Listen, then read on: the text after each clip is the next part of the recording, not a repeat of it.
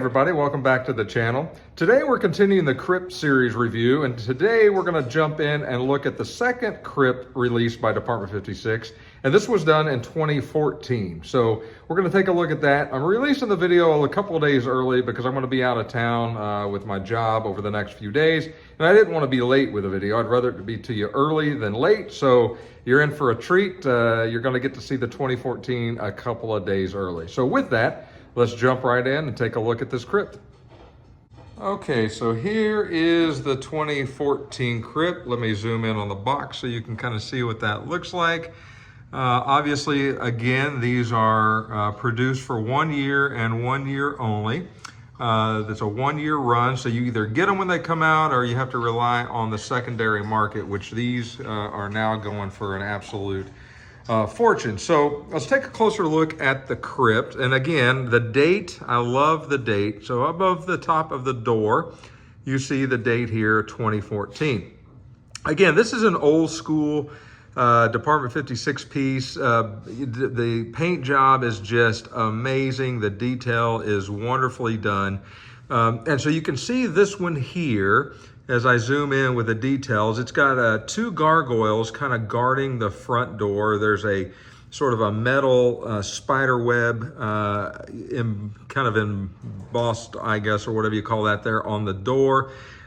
This one, I did add the cotton or the batting material inside the Crypt. The way the door was positioned and the way the light was shining through, you could clearly see the LED bulb, and it was just really bright in certain angles. So I like the diffused lighting a little bit more, so I've added the batting in there myself. Several of the Crypts that have come out since then have the batting already in there, so you really can't see much of a difference there. So love the way that looks, love the way the Crypt is detailed.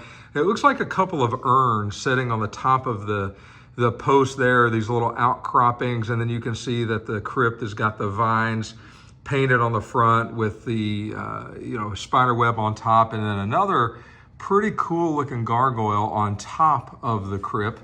And if we turn, just like we did, we're going to show you all sides of this, and I'm going to get the trees out of the way here. You can see the detail on the roof is just really, really well done. You've got sort of the mossy look coming down on top. You've got some holes and crevices in the top. You can see the detail in the leaves. Just a phenomenal paint job. And then down the side of the Crypt, you've got more of the vines that are painted. The ground is really well done with some fallen leaves down there, painted really well. And then you've got sort of almost the mirror looking surface there. Obviously it's not reflective, it's just painted gray, but then you see the pitting all around that, and then the bat kind of emblazoned up on top of that little symbol there, which is pretty cool all on its own. So if we look at the back of the Crypt, again, no detail was missed here. It sort of resembles the front of the Crypt with a little cut out there, a couple of missing pieces of the Crypt there. Look at the dirt and grime that is painted onto this thing. It looks incredibly realistic.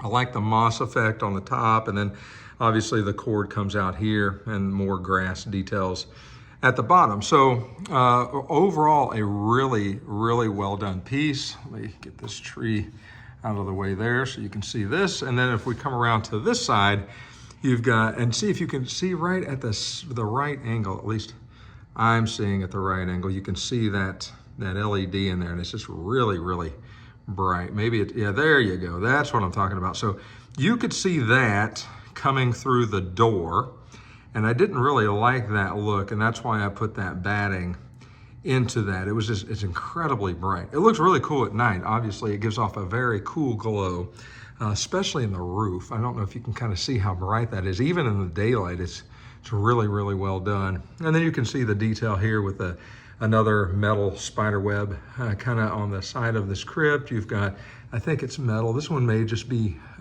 painted as part of the porcelain or the ceramic. But the vines here, and you can see them different colored and kind of the paint mixed in there to give it the texture and the very realistic look. And then we go back around. Look at the crack at the bottom there. Just they didn't really miss anything on these early models. They're just so well done. And then we go back to the back. So that is the 2014 Rest in Peace Crypt. Again, a 1-year production run. You can get these. There are, I think, some on eBay. I don't know. I don't look anymore since I've got them in my collection. So, but these go for, the 2014s are more reasonable than certainly the 2013. The 2013 it can be outrageous if you don't find a good deal. The 2014s are a little more prevalent, I found, and I think you can get a fairly good deal on them. I don't remember exactly what I paid for this, but I know it certainly didn't break the bank. It was more certainly than retail, but it wasn't crazy either. So a great crypt to add to your collection. Very pleased with this one. And yeah, if you can find it, go ahead and grab it. You won't regret it. Okay, so there's a better look, a more detailed look, and a close-up look of the 2014 Department 56 Rest in Peace Crypt. You guys know that this is my favorite series. I look forward to this every single year.